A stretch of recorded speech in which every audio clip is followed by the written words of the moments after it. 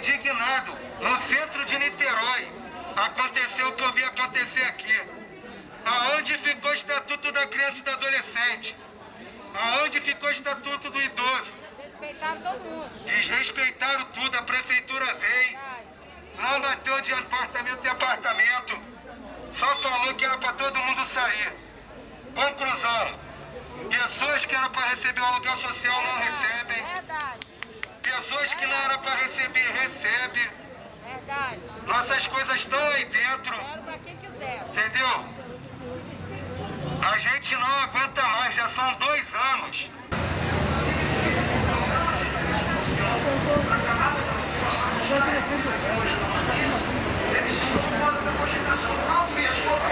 E aqui tá falando, quem matou Sueli? Quem matou Sueli foi a sociedade, quem os funcionários do prédio. A pobre ficou aí na rua, né?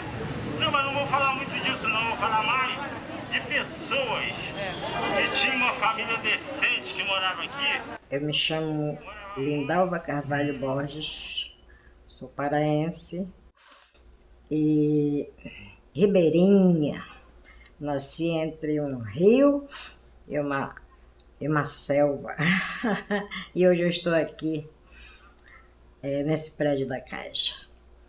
Quando eu cheguei no Rio, em Niterói, em 87, que eu tinha ido para Minas com uma tia, e não deu certo, né? Eu sofri assédio, parte do marido dessa tia, e eu acabei vindo para Niterói, né? Vim com a Sagrada Família, fiquei com nas freiras da Sagrada Família, e depois eu resolvi trabalhar, porque minha mãe, por ter saído das terras do meu avô, ficaram sem nada, praticamente. Ficou na cidade com um monte de filho. Eu sou a mais velha de 12, então eu procurei trabalhar, como sempre. Eu comecei a trabalhar com 11 anos, numa creche italiana, lá, assinei a carteira com 15 na prefeitura. Aí, como eu tinha vindo para Minas e aconteceu isso tudo, em 87 eu vim para Niterói, dia 8 de agosto.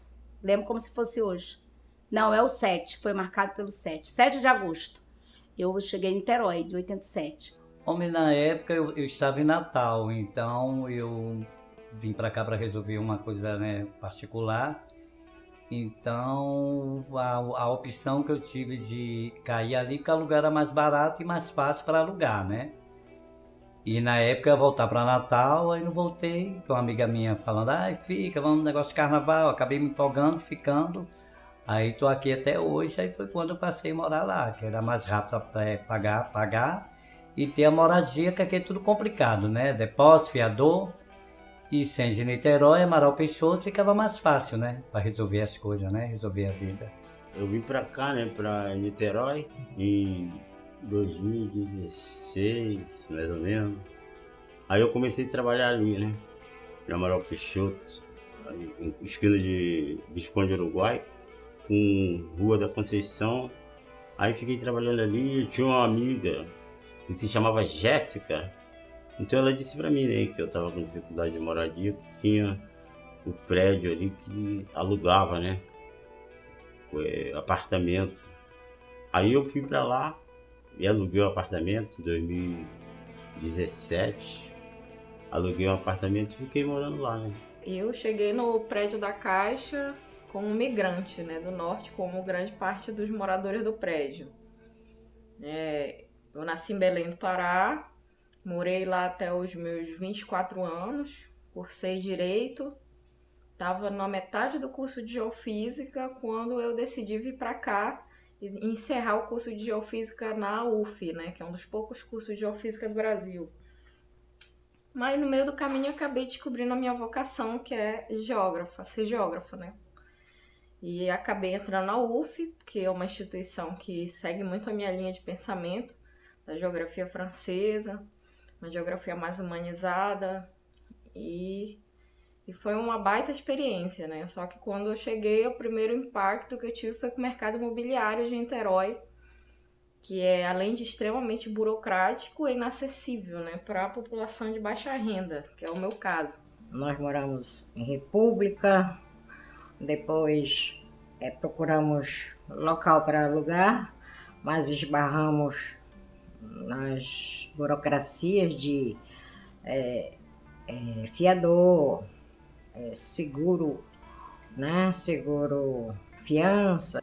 E fui trabalhar depois de doméstico, morei com a família de português.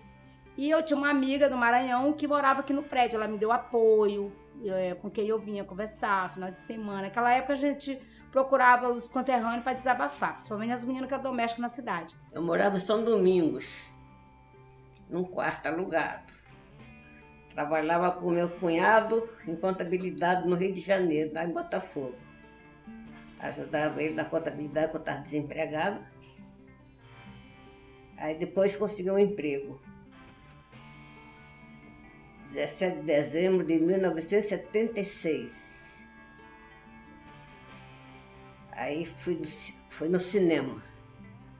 Fui lá atrás de emprego e tinha uma vaga. Então eu peguei essa vaga. Essa vaga aí eu vim procurar um apartamento melhor para ficar melhor no emprego, né?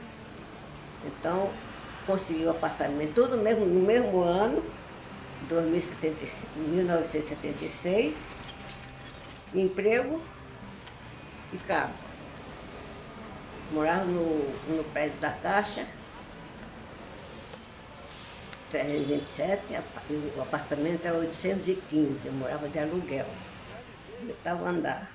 A minha sogra morava no Caramujo. Como minha sogra ficou doente, minha sogra sempre morou lá no prédio da Caixa, o apartamento é dela. Ela tem escritura, tem tudo. Então, ela me chamou para ficar cuidando dela, que ela teve problema de Alzheimer, né? Para mim cuidar dela, que para dizer, meu marido, ela tem um filho único que faleceu e ela vivia muito sozinha. Eu não tinha como ninguém cuidar dela.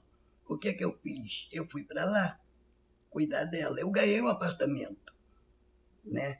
Recebi o dinheiro tudo bonitinho, Então eu estava correndo atrás pelo meu filho, que ele é herdeiro. Ele trabalha, ele não tem condição de correr atrás. Mas eu sei que eu tenho meu apartamento. Eu cheguei na Caixa em 95. Eu comecei morando no 204, pagando aluguel, fazendo cachorro-quente, vendendo na rua. Aí depois eu comecei a fazer comida, aí trabalhava eu e meu filho, a gente vendia quentinha na rua.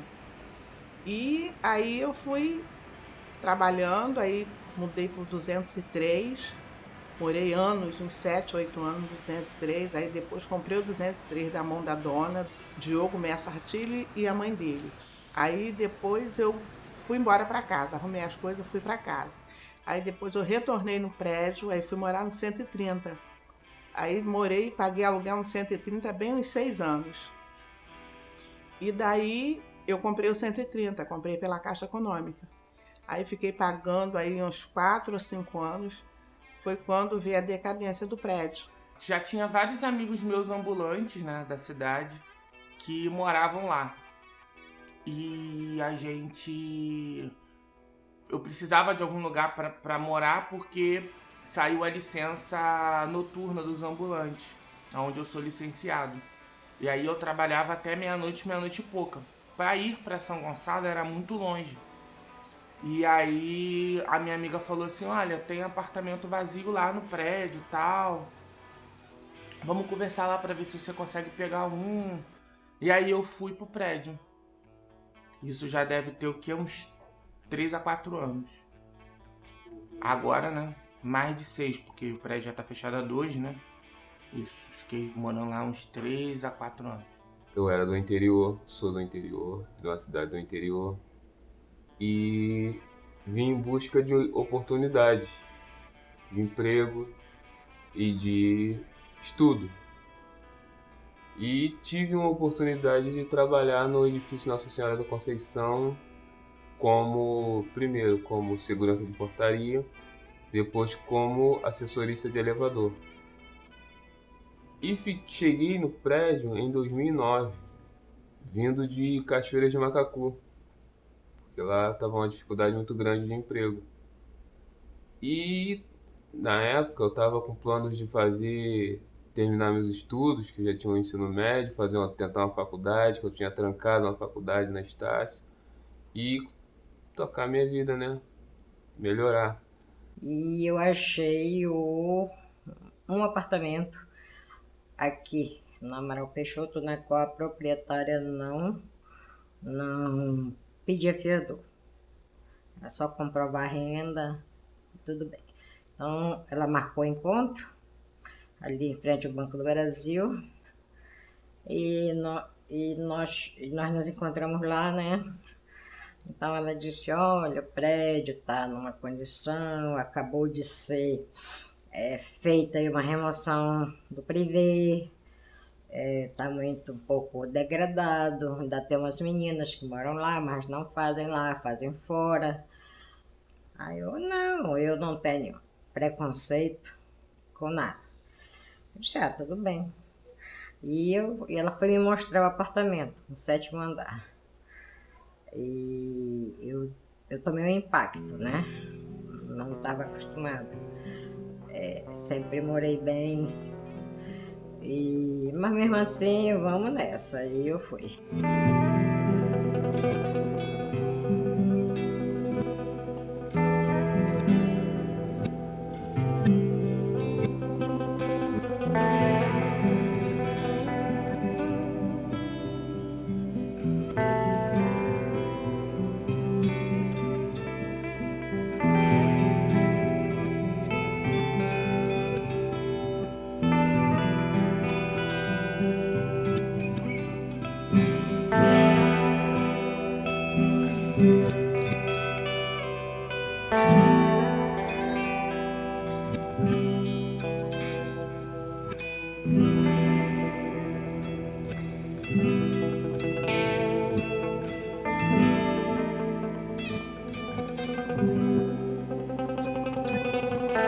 Esse prédio, ele foi construído na década de 60, no período do Vargas, modernização brasileira, abertura da Amaral Peixoto.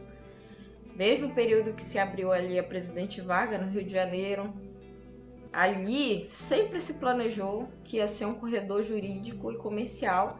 É por isso que esses prédios aqui da área central, a maioria são mistos e comerciais, né? São escritórios. O objetivo sempre foi esse. Só que como qualquer grande centro no Brasil, metrópole, passou pelo processo de explosão, né? E ele implodiu, aumentou a população. Na época, se você pegar os dados do IBGE, a população triplicou aqui na área central de Niterói.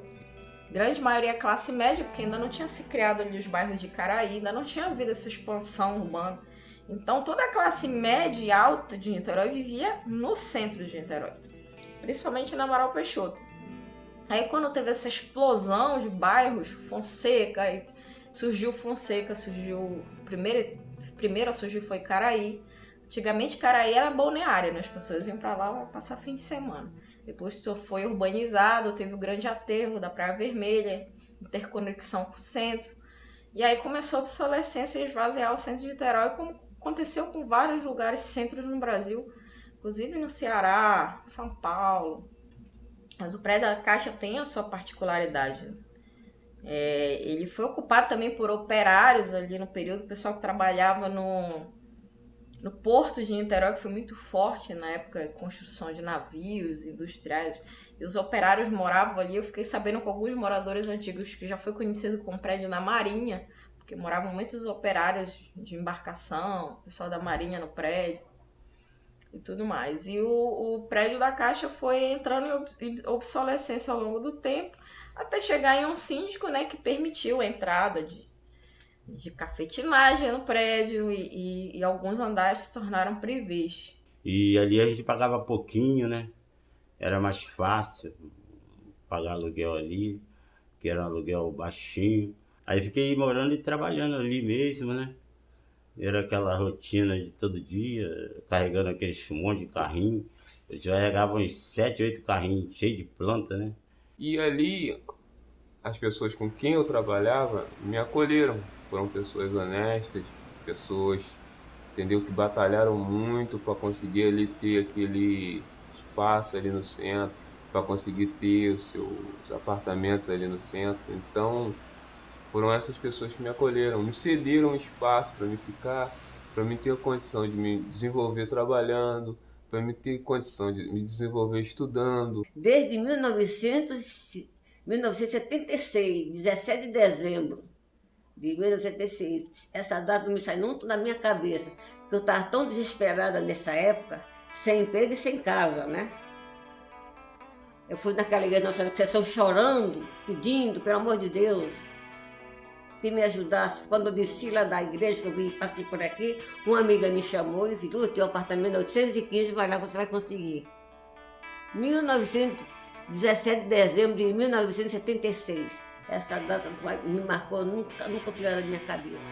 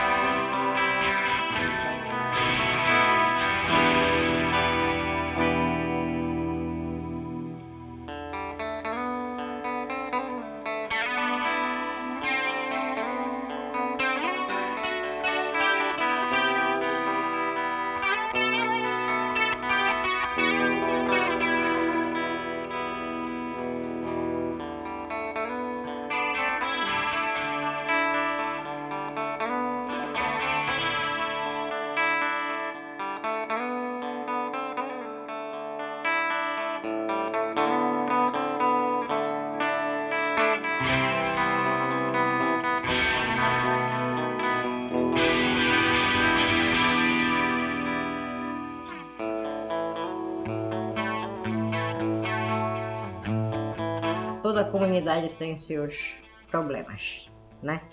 Aquilo ali era uma comunidade. Eu pensava na minha cabeça que aquilo ali era um bairro na vertical, né? Porque eram mais de quase 400 unidades. E na época do Privé e depois do Privé, muitos proprietários abandonaram, né? os seus imóveis, o que foram ocupados depois pelas pessoas de baixa renda que não tinham onde ficar. E também tinha os proprietários, né, que compraram logo na época financiado, e ainda existe pessoas pagando financiamento pela Caixa. Do quinto andar para cima, falar a verdade, muito calmo. As pessoas idosas, tinha muito idoso ali, muitos idosos, né? E tinha também a turma do barulho, que isso tem em todo lugar, né? Eu não estou aqui para jogar pedra e dizer, mas como em todos os lugares tem, né? E a maioria, eu aprovo como a maioria que estavam ali, eram trabalhadores, pessoas sobreviventes, que queriam ganhar seu pão e à noite tinham onde dormir. A experiência que eu tenho ali, eu não tento reclamar. A única coisa que só incomodava era sujeirada, certas coisas que eram inconvenientes, né? Que geralmente não gostava, mas infelizmente, né? Fazer o quê, né? Tem aquele ditado, a gente está precisando, então fecha sua porta, acabou.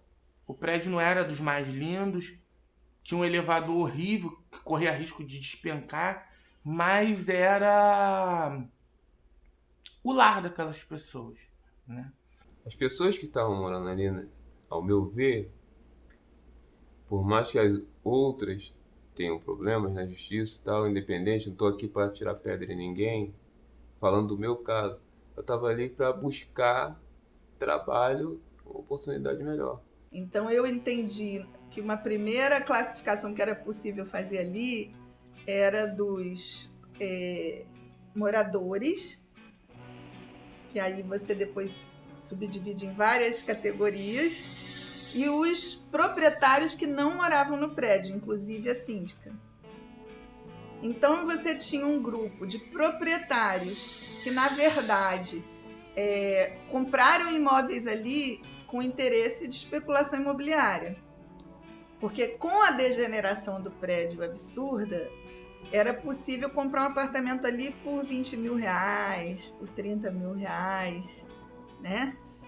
Sem falar nos relatos de muitos imóveis que foram tomados, que foram invadidos e ocupados, né, com alguns indícios, inclusive, de irregularidades, de esquemas envolvendo cartório e tudo. O prédio, tipo assim, foi por um tempo estigmatizado por causa da prostituição, né? Quando eu cheguei, a prostituição no prédio, as prostitutas moravam, mas não trabalhavam mais com prostituição no prédio, né? E foi logo assim quando teve aquela manifestação das prostitutas na Amaral Peixoto, aquela coisa que a polícia botou carro de polícia na porta. Só que uma coisa que a história que não se conta é que era uma prostituição organizada e muito grave, né, assim, no sentido das garotas. Elas sofriam muito ali, assim, as garotas que eu conversei sofriam, era cárcere privado, elas tinham que pagar uma taxa para ficar com a porta do apartamento aberta. Eram super exploradas. Tinha uma relação até com a polícia de Niterói. A polícia de Niterói, da 76, sabia desse prostíbulo, encobria esse prostíbulo. Inclusive, um delegado foi afastado por conta disso. E a cidade sempre ignorou e coadunou com essa situação. Se critica muito o prédio de Niterói, mas a cidade de Niterói simplesmente deixou acontecer. A cidade deixou acontecer como deixa, porque a gente sabe que o centro de Niterói ainda é um grande centro de prostituição na cidade, e move muito comércio. Se eu não me engano, em 2013 teve uma operação da Polícia Federal que esvaziou esses andares, numa operação que acabou com o prostíbulo, da forma como ele funcionava, era um negócio grande ali que funcionava, né? E controlado por esses milicianos. Mas não existe vazio, né? E aí esse vazio foi ocupado por pessoas que precisavam de moradia, que estavam em situação de rua, muitas delas. Elas tinham uma comunidade humilde, que a pessoa realmente caía ali, que estava precisando, mas ali tem muita gente boa, muita família de bens, pessoas responsáveis, pessoas que trabalhavam, pessoa proprietária. E você tinha uma população que vivia ali ou em imóveis emprestados por alguém que era proprietário, ou, no caso, principalmente dos primeiros andares, até ali o terceiro ou quarto andar, que viviam numa lógica de ocupação popular. Lá até era bom para morar, porque eu saía para trabalhar, eu saía para trabalhar 6 horas da manhã, às vezes 4 horas da manhã, porque eu ia no Ceasa buscar meu material, ou ia na florária buscar material. Então eu saía 4 horas da manhã, pegava meu material, levava minhas coisas para lá, para o meu ponto de trabalho. Quando voltava, às 6 horas da manhã eu chegava de volta, ia lá no prédio, pegava minhas plantas, botava lá para trabalhar. E depois dessa hora, eu só chegava às 10 horas, tá entendendo? Porque eu trabalhava até 10 horas da noite. Eu digo que o prédio da Caixa servia melhor do que a assistência social do município, os abrigos da prefeitura. Porque você pegava um apartamento muitas vezes sujo, aí você entrava, limpava, botava a sua família e ali você vivia. Aí entrou Sorlando, a cabeça dali foi Sorlando, aquele prédio. Ele fez tudo que não prestou ali. Parece que pagava delegado, 300 por semana, por mês mandava o empregado pagar o delegado para encobrir o que estava vendo ali, né? E a gente não sabia, o morador não sabia. Não sabia nada disso. Eu entrava ali e não via nada. Depois que Sorlando entrou, né? Não via nada. Tudo certo. Eu pegava o elevador e ia embora. Aí foi descoberto, né? Começou a decair aquilo ali. Mas eu percebi realmente que era uma situação já precária na condição de vida das pessoas, que dependiam, por exemplo, da comida, né, que eles chamam de carreata, né, que passa na Amaral Peixoto, das entidades que doam alimento, muitos desempregados, né, muita gente às vezes trabalhando também na informalidade, muitos ambulantes vivendo ali, com muita dificuldade de modo geral.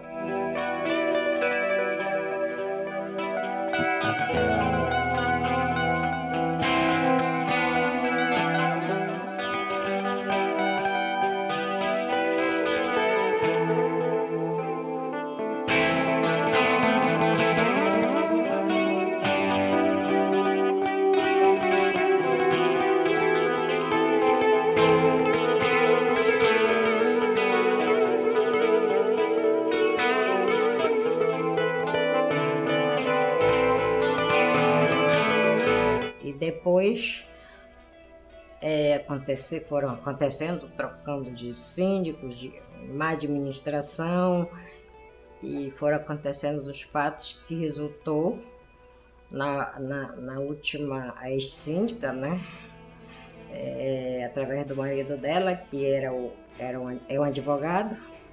Ele preparou uma petição, ela assinou, ele assinou e ele pediu a interdição do prédio, alegando risco de incêndio. Aí, conclusão, esse Orlando, ele fazia coisa que ninguém nem sabia de coisa errada, sabe? Depois ninguém nem sabia o que ele fazia ali.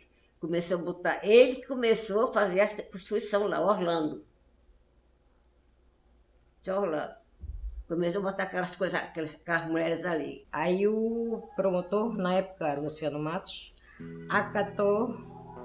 E foi um prazo recorde que a juíza, né, determinou a retirada em 48 horas.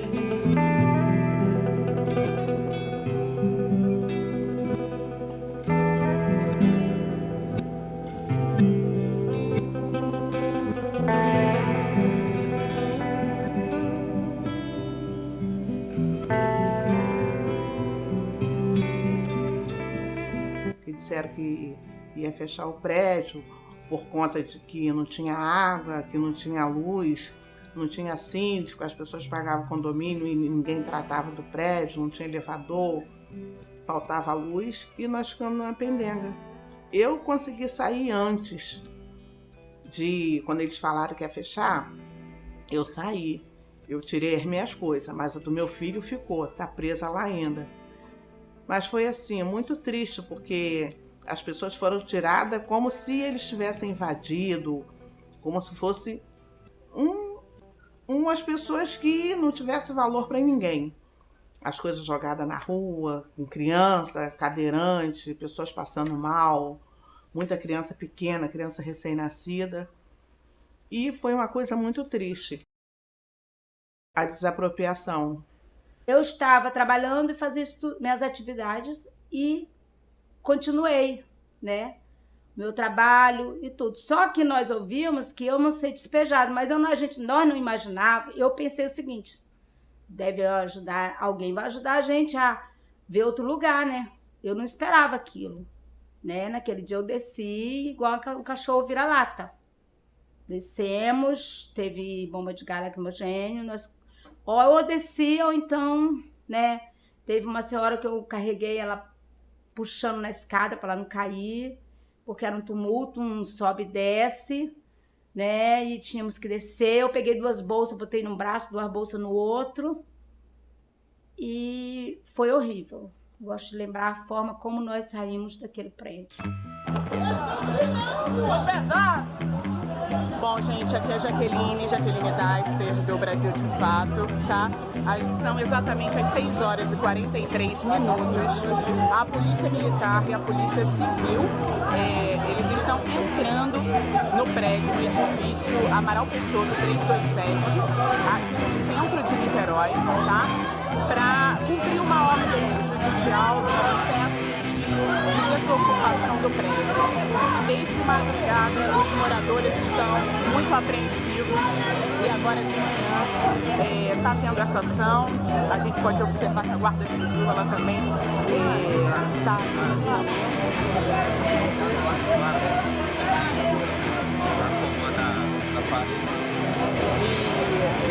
a gente está acompanhando todo esse processo que está acontecendo agora.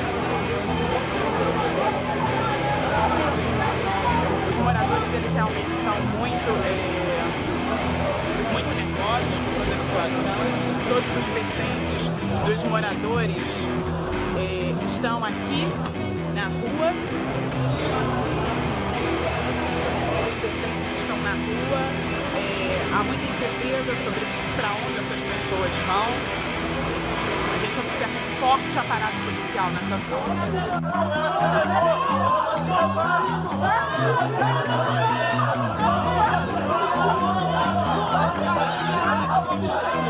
Bom, nesse momento a gente observa uma forte confusão aqui. O aparato policial tem agido com forte agressividade contra os moradores. Uma senhora, dona Lindalva, ela está sendo conduzida aqui pela polícia, tá? É uma senhora, tá bom? Ela está sendo conduzida, a gente está observando aqui uma forte confusão, como vocês podem ver. Na hora, quando eu vi aquele batalhão de guerra, eu surtei. Eu joguei querosene, e quando eu ia acender o isqueiro, pulou um monte de policiais em cima de mim, mas eles penaram para tirar o isqueiro da minha mão. Jogaram numa ambulância e me empurraram lá para o Jururuba. Passei o dia inteiro naquele inferno. Tiraram a minha bolsa, tiraram o meu celular, não podia falar com a Lorena. Eu fiquei mais angustiada, surtei lá novamente por isso. Eu queria saber o que estava acontecendo.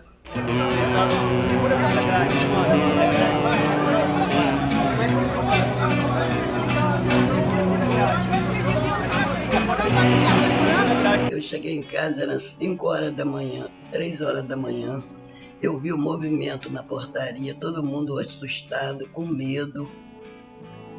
E eu não acreditei. Isso já tem tempo que eles vêm falando. Você vai ser despejado. Eu não estava preparada. Eu estava dormindo quando foi de manhã que bateram na minha porta. Eu não sabia quem era, mas bateu com tanta arrogância, né, que eu achei que era a polícia, né?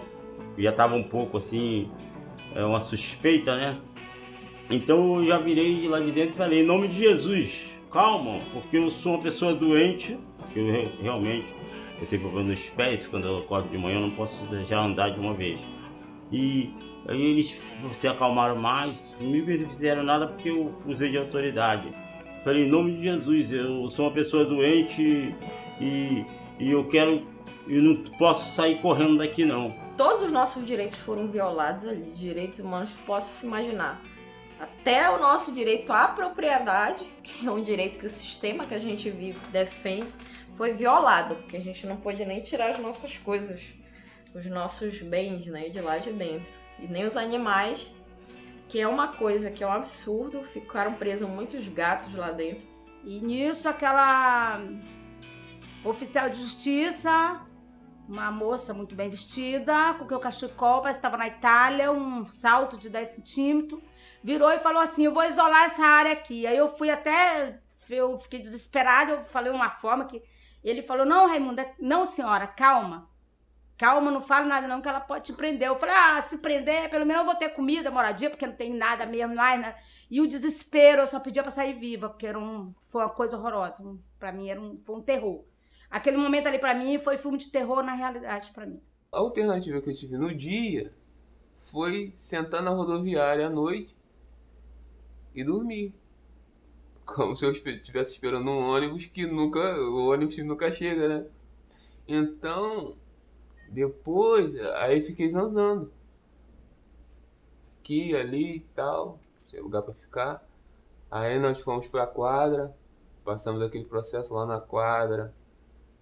Aí, depois disso aí, um colega meu me ofereceu até um cantinho no apartamento dele, mas depois ele falou que que eu tinha que ter o meu espaço. Eu concordo, porque eu tava tirando um pouco da privacidade dele. Aí eu fui pra rua de novo, dormi na Praça São João, entendeu? Peguei que eu sofro de sinusite. Tive uma crise de sinusite muito forte, que até hoje eu tô acometido dessa crise, entendeu? Fazendo tratamento. Eu, na minha opinião, acho que teria que ter tido uma preparação, não tinha esse negócio Minha Casa Minha Vida. Então, por que não conversou com os moradores ali, não cedeu, que não tinha uma moradia digna para ir, alguma coisa, um apartamentinho para colocar as pessoas, né? Para ter seu lugarzinho. Eu imaginaria assim. Chegava, conversava, olha, vamos fazendo condomínio tal, vocês vão mudar para lá. Então, é muito triste, né? As pessoas saírem jogadas assim, sem ter para onde ir, entendeu? Perder suas coisas ficar presas, só sabe quem passou. E ter que cair em certo lugar, depender de comida, disso e aquilo, se quer tomar um banho, quer ir no banheiro, quer ficar à vontade, não tem como. É muito sofrimento. Eu, sinceramente, é horrível isso. Então, eu acho que não foi uma coisa legal. Queria falar de como o Ministério Público atuou junto da mídia aqui da cidade, de maneira muito estratégica para fortalecer esse senso comum de que havia necessidade de uma ação do Estado para extirpar aquele mal da cidade. E isso é muito complicado, né? Porque justamente seria eu diria, o órgão para, de algum modo, atuar para defender os direitos constitucionais de todas as pessoas. Queria também acentuar, já avançando, né, para um outro aspecto dessa questão, para o papel das diferentes instituições, né? A Justiça, o Ministério Público e a própria Defensoria Pública atuaram contra os interesses das pessoas desse prédio. Eu achei absurdo que a Defensoria Pública tenha alegado conflito para não atender a população pobre do prédio, porque já estava atendendo um público que era o dos proprietários que não moravam no prédio. A assistência social nunca foi no abrigo quando a gente estava na quadra. Se a gente tinha comida, foi graças a uma ação do mandato do Renatinho, a Paula, que era chefe do gabinete do mandato do Renatinho, que começou a fazer campanha para poder conseguir doação de comida. O MST que se mudou para lá com a gente para poder conseguir comida, cozinhar, panela, fogão, porque nada disso foi, tipo assim, pensado. Dona Sueli dos Santos morreu há 15 dias e foi expulso da Caixa, morreu nas ruas, dormindo no meio das ruas, nas calçadas da cidade, morreu com tuberculose. A grande vontade desses órgãos era nos jogar na rua. Mas de que forma nós vamos fazer isso para que essas pessoas continuem vivas? Isso não foi pensado. Tanto que não foi pensado que a Sueli morreu.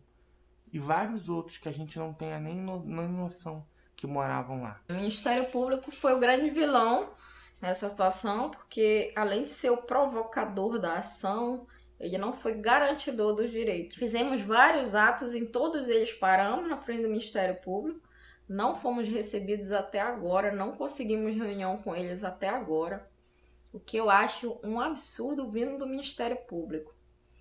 A Justiça também foi muito cruel, porque a juíza também não nos recebeu, não recebeu nosso advogado, e foi um processo judicial que não levou em conta toda a sensibilidade dessa população do prédio.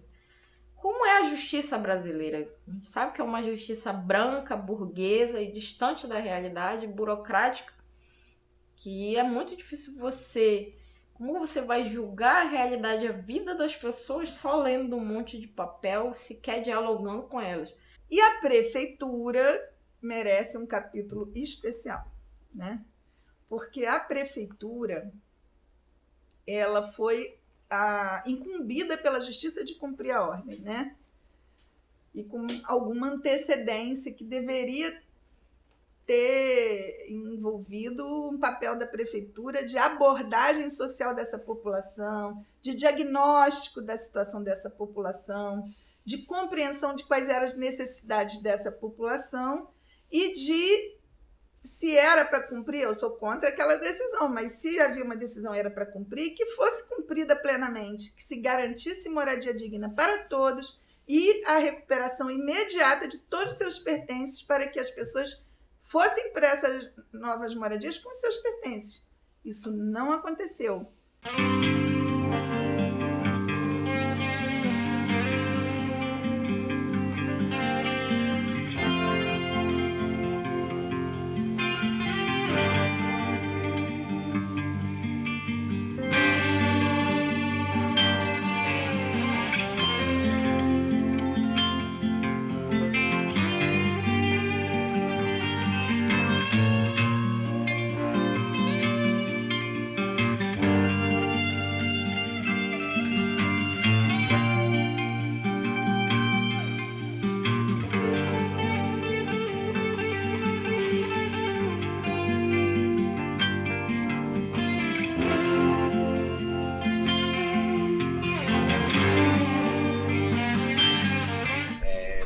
Priscila Santos, sou ex-moradora do prédio da Caixa.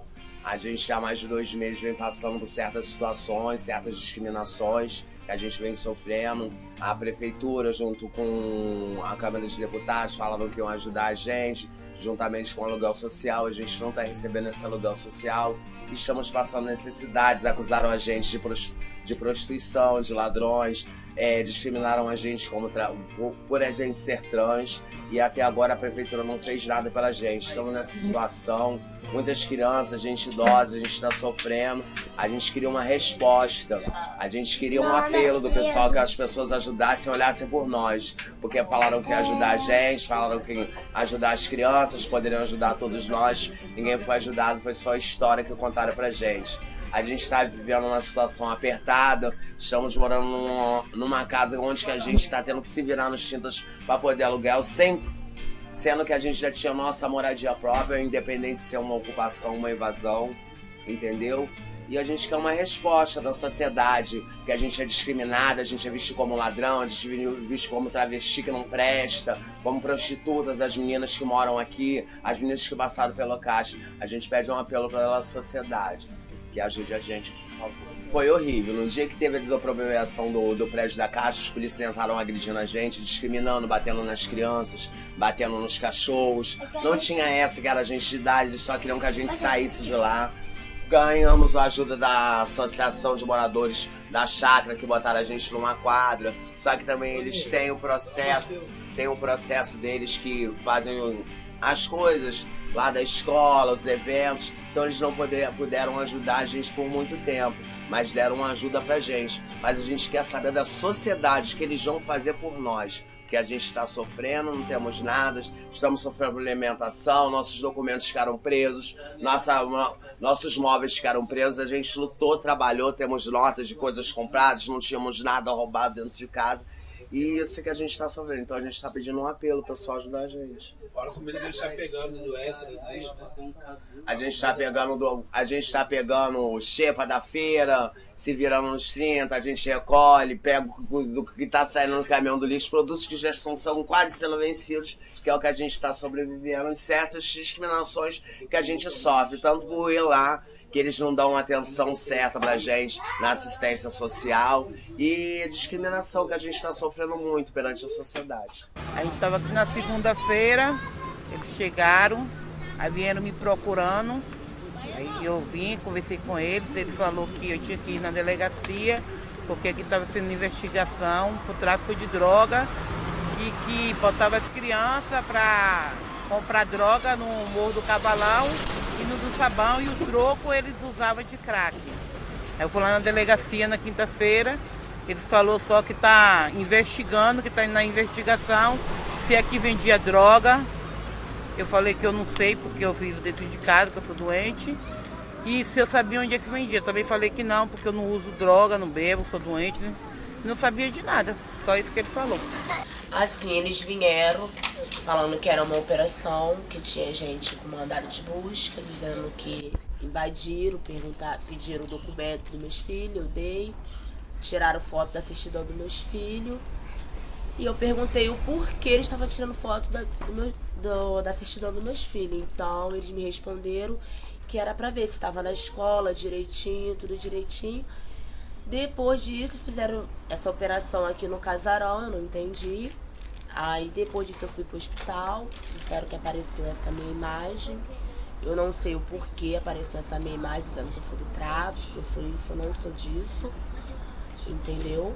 Então, também meu filho, eu esqueci de relatar outra parte, que meu filho, sendo menor de idade, foi agredido, tirando as coisas lá nas pressas, que os policiais chegaram invadindo, o spray de pimenta, entendeu? Botando todo mundo pra fora como se nós fosse bandido, como foi argumentando que se morava cracudo lá, puto e travestis, até nesse argumento que a antiga síndica usou, isso é discriminação, isso da cadeia, entendeu?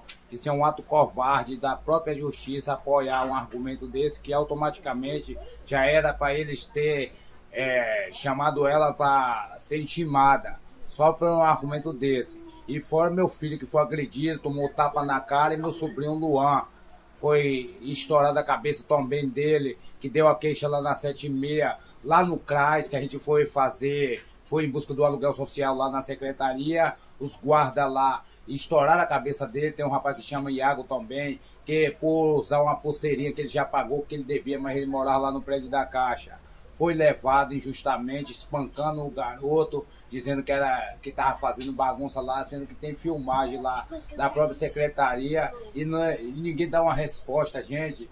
Tudo tá indo de contra a gente. Cadê as pessoas? Cadê os seres humanos?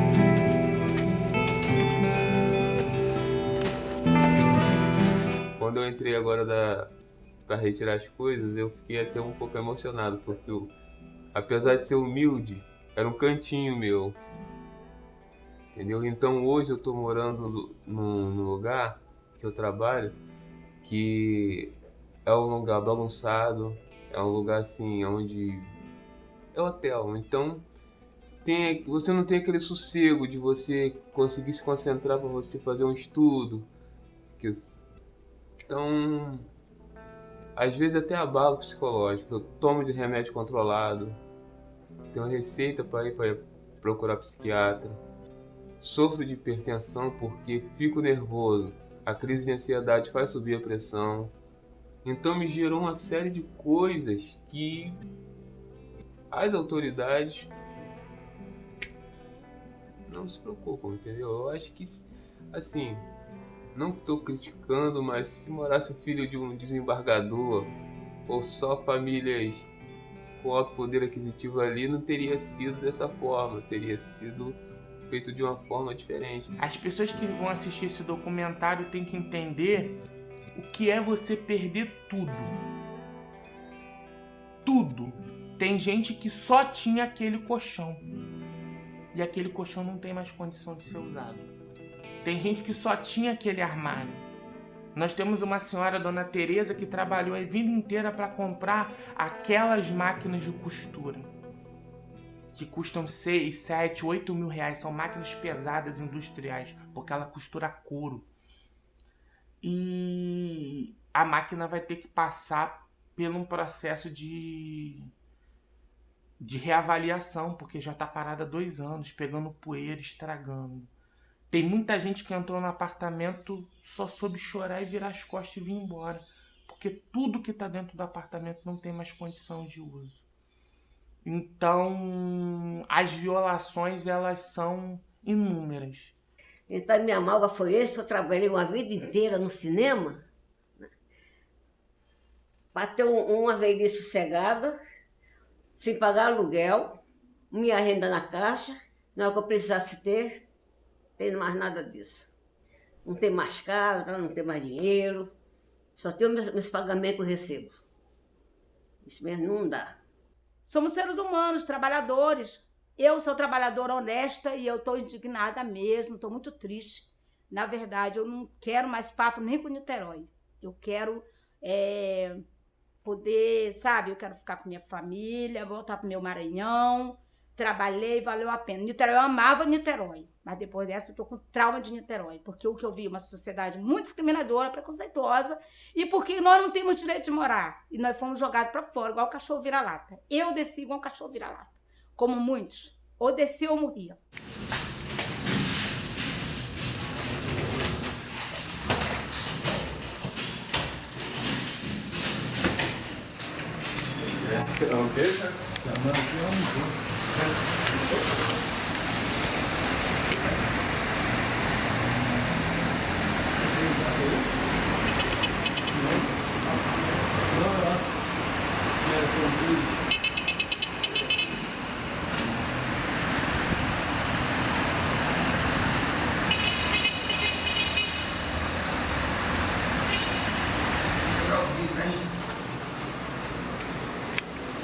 Cada vez que eu venho e ver essas coisas assim, fica um pedaço de mim aqui dentro. Eu vim ajudar a Nelma um dia, vim ajudar várias pessoas, não é falta ajudar. Vai deixando um pedacinho do meu coração. Lembrança, né? Memória. Parece que está ficando um pedaço para trás, entendeu? Da alma, do sentimento. Eu chorei bastante nos primeiros dias. Agora não estou chorando tanto não. Já tirei o meu, dá um aperto no coração, na verdade. Sim, de ver as pessoas, as famílias, as coisas. Olha o apartamento dela como era lindo, vivia bem. Não, você sozinho não. Tirar o direito da moradia, tirou o direito de viver, né? A memória afetiva, os laços, as emoções que as pessoas tinham, suas lembranças, pessoas moraram aqui, nasceram aqui, foram batizadas aqui, né? Casaram aqui, tiveram filho aqui, então arrancou toda a história, assim, sabe? Um fragmento da história, do sentimento, entendeu? Os fragmentos da vida da pessoa. Corta um pedaço, arranca. Para alguns foi até o todo. Eu conheço adolescentes que arrancaram o todo dela. É duro. A sociedade, o Estado brasileiro prefere que a pessoa viva em situação de rua, morra na rua, porque a rua mata, porque a rua vicia em drogas pesadas, porque a rua faz que a pessoa cometa delitos e acaba em processo de encarceramento, e até uma das portas que abrem para o processo de encarceramento é a situação de rua, porque a pessoa rouba para poder sobreviver, não rouba porque é esporte. Existe gente que rouba por esportes, políticos, né, que estão aí no poder, não todos, mas roubam por esporte, né? Mas existem pessoas no Brasil que roubam para poder sobreviver, né? É real. E aí acontece o encarceramento em massa de população negra, população favelada, população de rua, né? Que você vê hoje em estado de encarceramento, né? 70% dos homens que estão presos no Brasil são negros. Porque eu fiquei ali em frente ao prédio, quando eu passei, eu olhei, as pessoas ali fora, a gente chorando, entendeu? Agarrando o seu colchão. Então isso é muito humilhante para o ser humano. Já sabe que a pessoa não tem nada, já vive com dificuldade, né? Tem aquele ditado, a pessoa só sabe quando passa. O rico nunca vai saber. Porque tem sua moradia digna, mora bem, tem seu carro, tem isso, tem aquilo. O pobre que sofre com isso, né? Enquanto isso na eleição, eles se matam com negócio político para adquirir voto.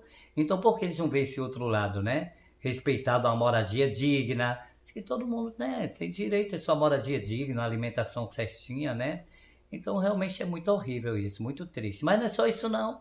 Em vários lugares você vê o jornal de despejo, que despeja mesmo, que não quer nem saber para onde a pessoa vai. A pessoa é jogada igual cachorro, não tem aquele respeito ao ser humano. Tem aquele ditado, na minha opinião, a pessoa só vale o que tem. Você tem R$1, você vale R$1. Não tem, você não vale nada. Então, infelizmente, fazer o quê? É o famoso Brasil, como se diz, né? Apesar, o Brasil não tem culpa, como fala, os governantes, né? A minha opinião é essa.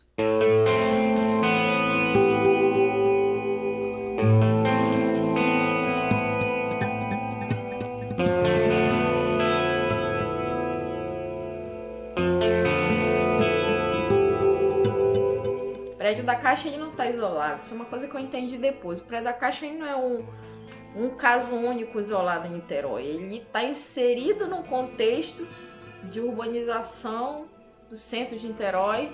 A gente tem o Viva Centro, né? A revitalização do centro de Niterói.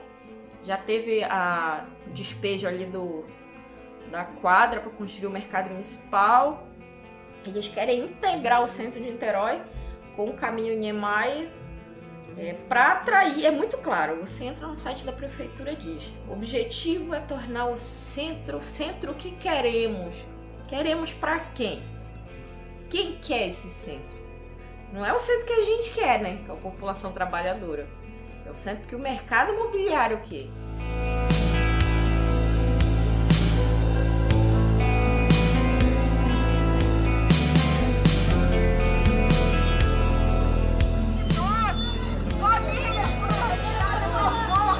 As pessoas estão doentes, as pessoas estão passando dificuldades.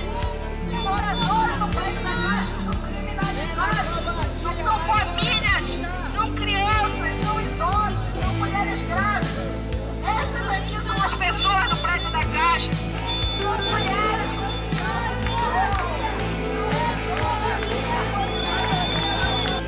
Quem não pode por vida, não assiste por ninguém. Não assisto por ninguém. Quem não pode com a Caixa, não assisto por ninguém.